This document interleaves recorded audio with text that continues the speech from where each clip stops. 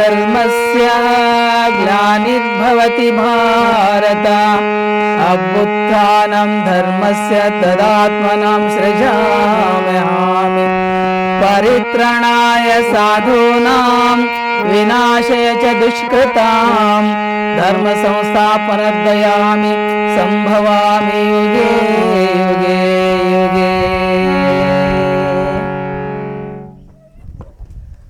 ಭಾರತೀಯ ಒಂದು ಸಂಸ್ಕೃತಿಯಲ್ಲಿ ನಾವು ಹಲವಾರು ಧರ್ಮಗಳನ್ನು ಹುಟ್ಟಿ ಬೆಳೆದಿರೋದನ್ನು ನೋಡ್ತಿರ್ತೀವಿ. ಬಹಳ ಜನರಿಗೆ ಧರ್ಮ ಮತ್ತು ಜಾತಿ ಬಗ್ಗೆನೂ ಗೊಂದಲ ಇರ್ತದೆ. ಜಾತಿ ಅನ್ನೋದು ಕಾಲ್ಪನಿಕ, ಧರ್ಮ ಅನ್ನೋದು ಮಹಾತ್ಮರು ಪ್ರವಾದಿಗಳು ಮನುಷ್ಯನಿಗೆ ಒಂದು ನೈತಿಕ ಮೌಲ್ಯಗಳ ಮೇಲೆ ಹೇಗೆ ನಡಿಬೇಕು, ಆಧ್ಯಾತ್ಮಿಕವಾದ ಸಾಧನೆ ಹೇಗೆ ಮಾಡಬೇಕು ಅನ್ನೋದನ್ನೆಲ್ಲ ಸಮಗ್ರವಾಗಿ ತಿಳಿಸ್ಕೊಡ್ತಕ್ಕಂಥದ್ದು ಒಂದು ಧರ್ಮ ಅಂತಾರೆ. ಜಾತಿ ಅನ್ನೋದು ಸಂಕುಚಿತ, ಧರ್ಮ ಅಂದರೆ ಸಂಕೀರ್ಣ, ವಿಶಾಲವಾಗಿರ್ತಕ್ಕಂಥದ್ದು.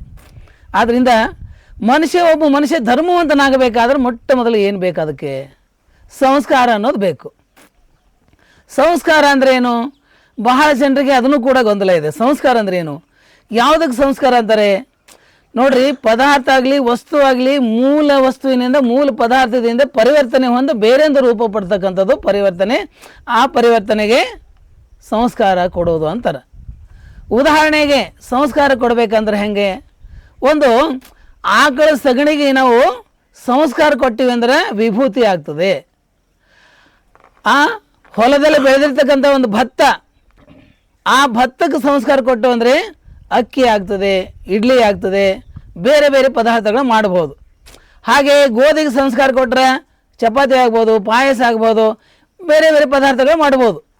ಸಂಸ್ಕಾರ ಕೊಟ್ಟಾಗ ಆಗ್ತದೆ. ಈಗ ಹಾಲಿಗೆ ಸಂಸ್ಕಾರ ಕೊಟ್ಟಾಗ ಏನಾಗ್ತದೆ? ಬೆಣ್ಣೆ ಆಗ್ತದೆ, ತುಪ್ಪ ಆಗ್ತದೆ. ಬರೀ ಹಾಲಿನಿಂದ ಬೆಣ್ಣೆ ಬರ್ತದೆ ಅಂದರೆ ಬರೀ ಹಾಲಕ್ಕೆ ಆಡ್ಸೋದು ನಮಗೆ ಬೆಣ್ಣೆ ಸಿಗೋದಿಲ್ಲ. ಕಾರಣ ಅದು ಕಾಸಬೇಕು, ಹೆಪ್ಪು ಹಾಕಬೇಕು, ಮೊಸರು ಮಾಡಬೇಕು, ಮಜ್ಜಿಗೆ ಮಾಡಬೇಕು, ಆಮೇಲೆ ಅದನ್ನು ಕಡ್ದಾಗ ಬೆಣ್ಣೆ ಬರ್ತದೆ ಮತ್ತು ಆಮೇಲೆ ತುಪ್ಪನೂ ಬರ್ತದೆ. ಹಾಗೆಯೇ ಸಂಸ್ಕಾರ ಕೊಡೋದ್ರಿಂದ ವ್ಯಕ್ತಿ ಪರಿವರ್ತನೆ ಹೊಂದುತ್ತಾನೆ. ಒಂದು ಕಬ್ಬಿನ ಸಿಪ್ಪಿಗೆ ಸಂಸ್ಕಾರ ಕೊಟ್ಟರೆ ಕಾಗದ ಆಗ್ತದೆ, ಮಣ್ಣಿಗೆ ಸಂಸ್ಕಾರ ಕೊಟ್ಟರೆ ಮಡಿಕೆ ಆಗ್ತದೆ. ಹಾಗೆ ನೀರಿಗೆ ಸಂಸ್ಕಾರ ಕೊಟ್ಟರೆ ತೀರ್ಥ ಆಗ್ತದ, ಪಾದೋದಾಗ ಆಗ್ತದ. ಪದಾರ್ಥಕ್ಕೆ ಸಂಸ್ಕಾರ ಕೊಟ್ಟಾಗ ಪ್ರಸಾದ ಆಗ್ತದ. ಹಾಗೆಯೇ ಮಾನವನಿಗೆ ಸಂಸ್ಕಾರ ಕೊಟ್ಟರೆ ಮಹಾದೇವನಾಗ್ತಾನೆ, ಜೀವನಿಗೆ ಸಂಸ್ಕಾರ ಕೊಟ್ಟರೆ ಶಿವ ಆಗ್ತಾನೆ, ಆತ್ಮನಿಗೆ ಸಂಸ್ಕಾರ ಕೊಟ್ಟರೆ ಪರಮಾತ್ಮನಾಗ್ತಾನೆ. ಹಾಗೆ ಸಂಸ್ಕಾರ ಇಲ್ಲದೇ ಜೀವನದಲ್ಲಿ ಯಾವುದೂ ಪರಿವರ್ತನೆಗೆ ಬರಲಿಕ್ಕೆ ಸಾಧ್ಯ ಇಲ್ಲ. ಆದ್ದರಿಂದ ಮೊಟ್ಟ ಮೊದಲು ಸಂಸ್ಕಾರ ಪಡೆದುಕೊಳ್ಳಬೇಕು. ಸಂಸ್ಕಾರ ಕೊಡಬೇಕಾದ್ರೆ ಆಯಾ ಧರ್ಮದ ಗುರುಗಳು ಅವರವರಿಗೆ ಸಂಸ್ಕಾರ, ದೀಕ್ಷಾ ಸಂಸ್ಕಾರ ಅಂತ ಕೊಡ್ತಾ ಇರ್ತಾರೆ. ಅವರವ್ರ ಧರ್ಮದ ಪದ್ಧತಿ ಪ್ರಕಾರ ಅದು ಕೊಡ್ತಾ ಹೋಗ್ತಾರೆ. ಒಟ್ಟಿನಲ್ಲಿ ನರಜನ್ಮವ ತೊಡೆದು ಹರಜನ್ಮವ ಮಾಡಿದ ಗುರುವೇ. ಸಂಸ್ಕಾರದಿಂದ ಏನಾಗ್ತದೆ ಅಂದರೆ ನರನಾಗಿರ್ತಕ್ಕಂಥ ಮನುಷ್ಯ ಹರನಾಗ್ತಾನೆ ಅಂದರೆ ಮಹಾದೇವನಾಗ್ತಾನೆ ಅಂತ. ಅದೇ ಮನುಷ್ಯ ನಾವು ಇತಿಹಾಸದಲ್ಲಿ ನೋಡ್ಬೋದು. ವಾಲ್ಮೀಕಿ ಏನಿದ್ದ?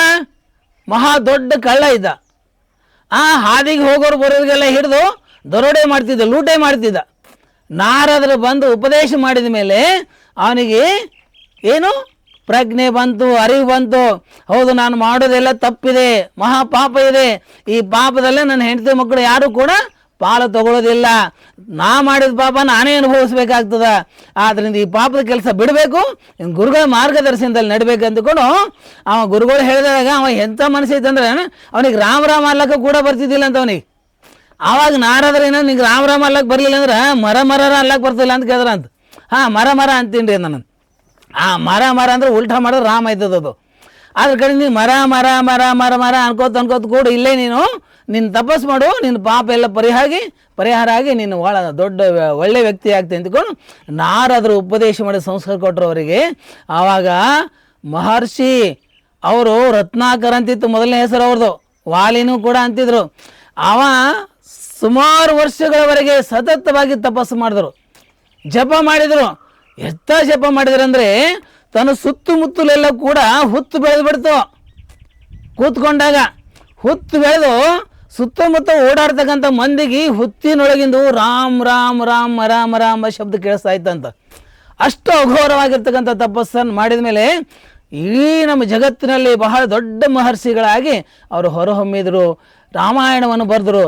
ಇಂಥ ಮಹರ್ಷಿಗಳು ಆಗಬೇಕಾಗಿತ್ತಂದ್ರೆ ನಾರದರು ಕೊಟ್ಟಿರ್ತಕ್ಕಂಥ ಸಂಸ್ಕಾರ ಮುಖ್ಯ.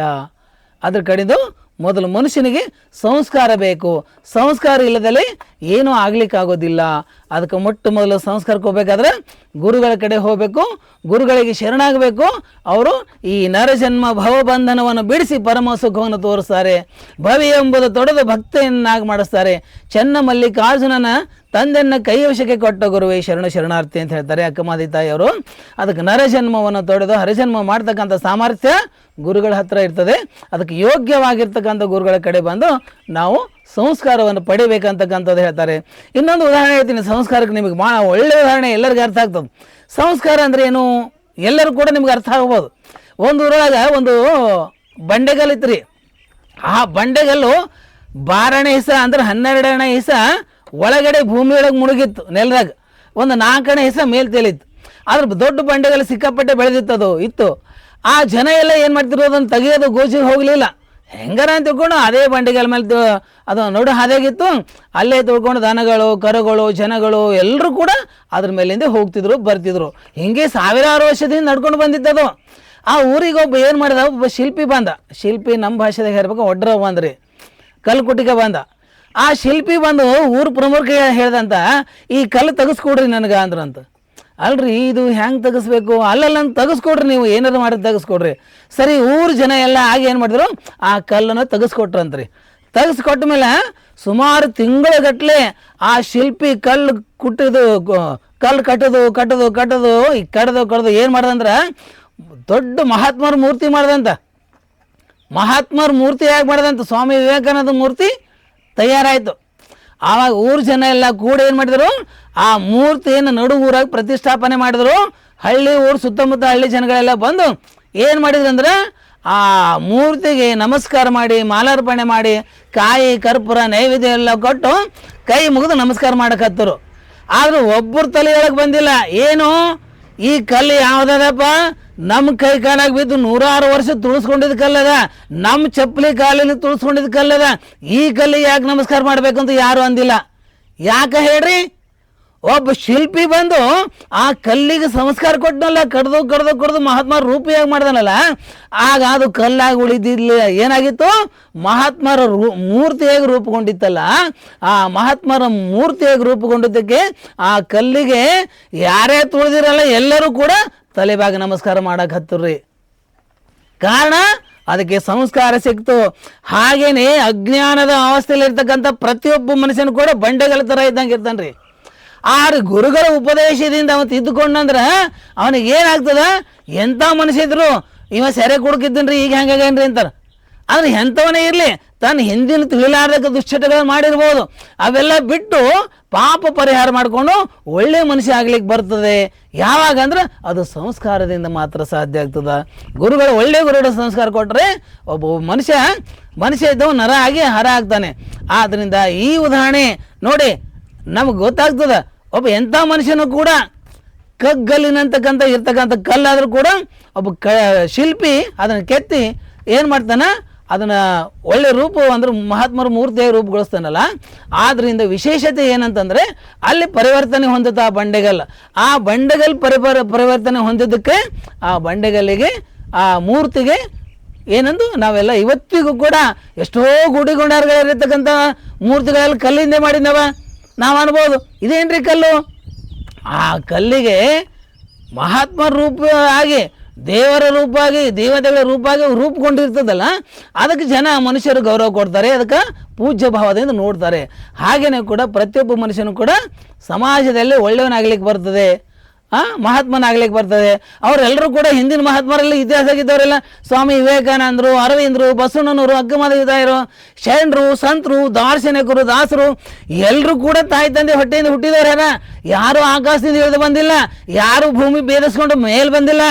ಎಲ್ಲರೂ ಕೂಡ ತಂದೆ ತಾಯಿ ಗತಿ ನಮ್ಮ ನಿಮ್ಮಂಗೆ ಹುಟ್ಟಿದವರದ. ಆದ್ರೆ ಅವ್ರು ಯಾಕೆ ಬೇರೆ ಆದರು? ಇಡೀ ಜಗತ್ತು ಅವ್ರಿಗೆ ತಲೆ ಯಾಕೆ ಬಾಗ್ತದ, ನಮ್ಗೆ ಯಾಕೆ ಬಾಗಂಗಿಲ್ಲ? ಅವ್ರಿಗೆ ಸಂಸ್ಕಾರ ಸಿಕ್ಕು, ಒಳ್ಳೆ ಮಹಾತ್ಮರಾದರು. ನಡೆ ನುಡಿ ಆಚಾರ ವಿಚಾರದಿಂದ ಅವ್ರು ಮಹಾತ್ಮರಾಗಿ ರೂಪುಗೊಂಡ್ರು. ನಮಗದು ಇಷ್ಟ ಇರಲಿಲ್ಲ.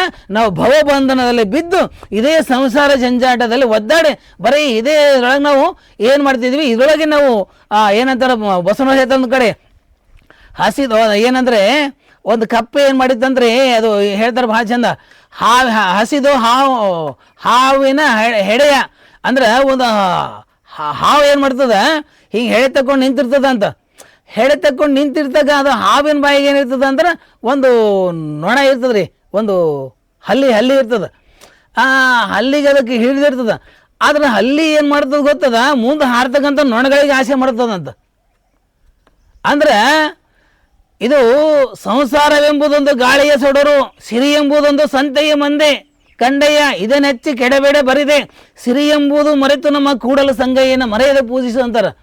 ಈ ಸಂಸಾರವೆಂಬುದು ಗಾಳಿಗಿಟ್ಟಿ ದೀಪ ಇದ್ದಾಗ ಅಂತ. ಯಾವಾಗ ಹಾರ್ತದ ಗೊತ್ತಿಲ್ಲ. ಎಂತೆಂಥ ದೊಡ್ಡ ದೊಡ್ಡ ಡಾಕ್ಟರ್ಗಳು ಇಂಜಿನಿಯರ್ಗಳು ನಿನ್ನೆ ಚೆನ್ನಾಗಿದ್ರು ಇವತ್ತೇನಾಯ್ತು ರೀ, ರಾತ್ರಿ ಅವ್ರಿಗೆ ಹಾರ್ಟ್ ಆಯ್ತು ರೀ. ನೋಡ್ರಿ ಎಷ್ಟು ಅಕಸ್ಮಾತ್ ಸಾವು ಬರ್ತದೆ ಮನುಷ್ಯನಿಗೆ. ಕಾರಣ ಮನುಷ್ಯನ ಇಷ್ಟೇ ವರ್ಷ ಬದುಕ್ತೀನಿ ಅನ್ನೋದು ಯಾರಿಗೆ ಗ್ಯಾರಂಟಿ ಇಲ್ಲ.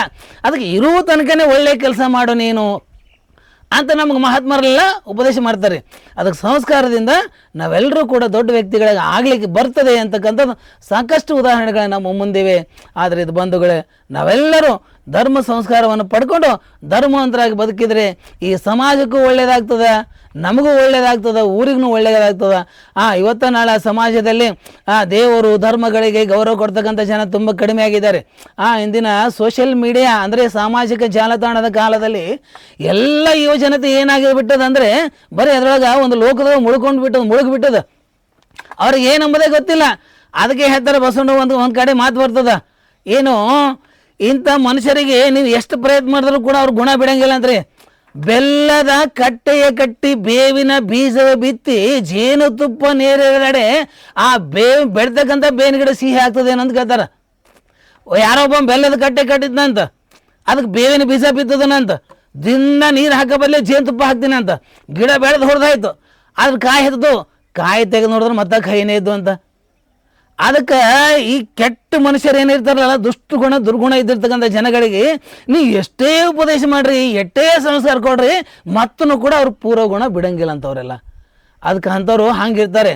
ಆದ್ದರಿಂದ ನಾವೇನು ಮಾಡಬೇಕು ಅಂದ್ರೆ ಈ ಮನುಷ್ಯ ಜನ್ಮ ಇರೋ ತನಕ ಇರೋ ತನಕ ಗುರು ಮಾಡಿಕೋ ನರಕ ದೂರವಾದತೋ ನರ ಜನ್ಮ ಸಾರ್ಥಕ ಆಗೈತೋ ಅಂತ ನಮ್ಮ ಹಳ್ಳಿ ಜನಪದಕಾರರು ಕೂಡ ಹೇಳ್ತಾರೆ.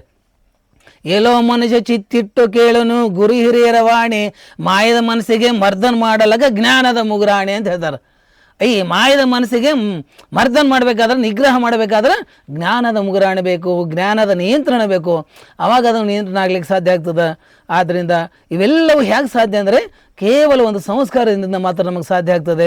ಅದಕ್ಕೆ ಯುಧ ಹಿ ಧರ್ಮಸ್ಯ ಗ್ಲಾನಿರ್ಭವತಿ ಭಾರತ ಅಭ್ಯುತ್ಥಾನಂ ಧರ್ಮಸ್ಯ. ಶ್ರೀಕೃಷ್ಣ ಹೇಳ್ತಕ್ಕಂಥ ಮಾತು, ಯಾವಾಗ ಈ ಜಗತ್ತಿನಲ್ಲಿ ಧರ್ಮ ಹರಾಸ ಆಯಿತೋ ಆವಾಗ ದೇವರು ಮತ್ತೆ ಮನುಷ್ಯ ರೂಪದಲ್ಲಿ ಬಂದು ಮಹಾತ್ಮರಾಗಿ ಈ ಲೋಕವನ್ನು ಉದ್ಧಾರ ಮಾಡ್ತಾರೆ ಅಂತಕ್ಕಂಥ ಆ ಒಂದು ಶ್ಲೋಕದ ಒಂದು ತಾತ್ಪರ್ಯ ಅರ್ಥ ಅದ. ಅದಕ್ಕೊಂದು ಸಣ್ಣ ದೃಷ್ಟಾಂತ ಕೂಡ ಅದ.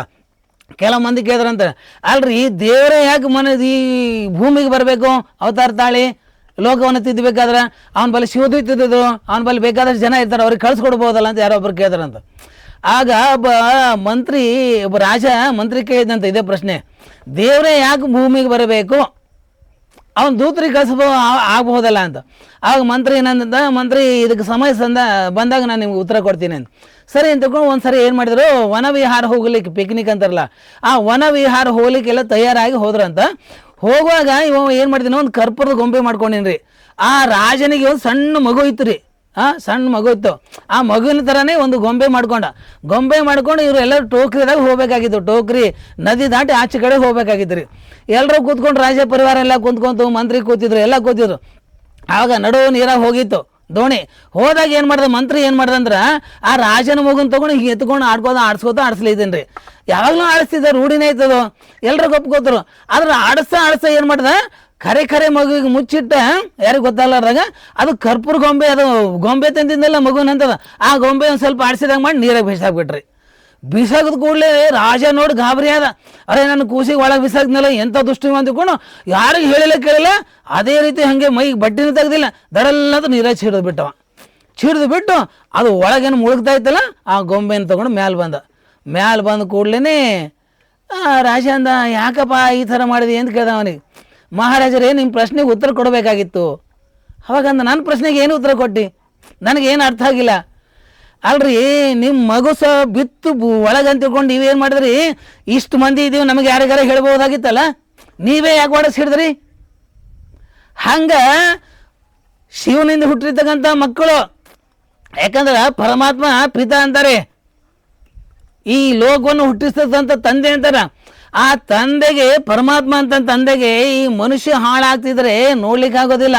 ಅವನು ಶಿವದೂತರಿಗೆ ಕಳಿಸ್ತಕ್ಕ ಆಗಲ್ಲ ಮನಸ್ಸವನಿಗೆ. ಅವನೇ ಸ್ವತಃ ಅವತಾರ ತೊಗೊಂಡು ಭೂಮಿಗೆ ಬರ್ತಾನ.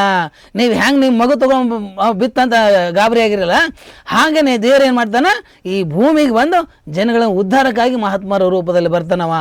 ಆದ್ದರಿಂದ ಈ ರೀತಿ ಅದು ಏನಂದ್ರೆ ಆ ಕಥೆಯಲ್ಲಿ ಬರ್ತದದು. ಇದೆ ಧರ್ಮಸ್ಯ ಅನ್ನೋದಕ್ಕೆ ಇದು ಒಂದು ಉದಾಹರಣೆ ಇರ್ತದೆ. ಅದಕ್ಕೆ ಸ್ವತಃ ದೇವರೇ ಈ ಭೂಮಿಗೆ ರೂಪ ತಾಳೆ, ಅವತಾರ ತಾಳೆ ಬಂದು ಜಗತ್ತನ್ನು ಉದ್ಧಾರ ಮಾಡ್ತಾನೆ ಅಂತ. ಅದಕ್ಕೆ ಅವ ಬರೋ ತನಕ ನಾವೆಲ್ಲ ಏನು ಮಾಡ್ಬೇಕಂದ್ರೆ ನಮ್ಮ ತಿಳಿದಷ್ಟು ಮಟ್ಟಿಗೆ ಧರ್ಮದಿಂದ, ನಡೆ ನುಡಿಯಿಂದ ಇನ್ನೊಬ್ರಿಗೆ ಕೆಟ್ಟದ್ದು ಮಾಡ್ಬೋದು, ನಾವೆಲ್ಲ ಒಳ್ಳೆಯರಾಗಬೇಕು. ನಾವು ಹೆಂಗೆ ಚಂದ ಇರಬೇಕು ಹಂಗೆ ಎಲ್ಲರೂ ಚಂದ ಇರ್ಬೇಕಂತಾರೆ. ಬಾಜು ಮನೆ ಮಾತೇನ್ರ ಒಂದು ಮನೆ ಕಡ್ಸೋದ್ರೆ ಮಗ್ಗಲ ಮನೆಯವರಿಗೆ ಹೊಟ್ಟೆ ಕಿಚ್ಚು ಶುರು ಆಗ್ತದೆ. ಈ ಸಣ್ಣತನ, ಈ ಸಂಕುಚಿತನವನ್ನು ಬಿಡಬೇಕಂತ. ಹೊಟ್ಟೆ ಕಿಚ್ಚು ಅಂತಾರೆ. ಇದು ಏನು ಹೊಟ್ಟೆ ಕಿಚ್ಚು ಅಂದ್ರೆ ಗೊತ್ತಾ? ಹೊಟ್ಟೆ ಒಳಗಿರ್ತಕ್ಕಂಥ ಕಿಚ್ಚು, ಈ ಹೊರಗಿನ ಕಿಚ್ಚು ಮನೆಯೆಲ್ಲ ಸುಡ್ತದೆ ರೀ. ಅದು ಹೊಟ್ಟೆಗಿನ ಕಿಚ್ಚು ಮನುಷ್ಯಗೆ ಸುಟ್ಟು ಬಿಡ್ತದಂಥದ್ದು. ಅದಕ್ಕೆ ಹೊಟ್ಟೆ ಕಿಚ್ಚು ಯಾರು ಮಾಡ್ತಾರೆ? ಅವ್ರಿಗೆ ಅಲ್ಸರ್ ಬೇನೆ ಆಯ್ತದ ಅಂತ್ರಿ. ಯಾರು ಹೆಚ್ಚಿಗೆ ಹೊಟ್ಟೆ ಕಿಚ್ಚು ಮಾಡ್ತಾರೆ ಅವ್ರಿಗೆ. ಇದು ವೈಜ್ಞಾನಿಕವಾಗಿ ಸಾಕ್ಷಿ ಇದೆ. ಅದಕ್ಕೆ ನಾವು ಹೊಟ್ಟೆ ಕಿಚ್ಚು ಮಾಡ್ಲಾರ್ದಂಗೆ ಪ್ರೀತಿಯಿಂದ ಎಲ್ಲರನ್ನು ಗೌರವಿಸ್ಬೇಕು, ಎಲ್ಲರ ನೋಡಿ ಚೆನ್ನಾಗಿರಬೇಕು ಅಂತ ತಿಳ್ಕೊಂಡು ಈ ಸಂಸ್ಕಾರದಿಂದ ನಮ್ಮ ಒಳ್ಳೆ ಗುಣ ಕಳೀಲಿಕ್ಕೆ ಸಾಧ್ಯ ಆಗ್ತದೆ. ಅದಕ್ಕೆಲ್ಲರೂ ಕೂಡ ಸಂಸ್ಕಾರವಂತರಾಗಿ ಒಳ್ಳೆಯ ನಾಗರಿಕರಾಗಿ ಸಮಾಜಕ್ಕೆ ಗೌರವ ತರಬೇಕಂತ ನಾನು ವಿನಂತಿಸ್ಕೊಳ್ತೀನಿ. ಎಲ್ಲರಿಗೂ ಶರಣಾರ್ಥಿಗೂ. ಓಂ ಶ್ರೀ ಗುರು ಬಸವಲಿಂಗಾಯ ನಮಃ.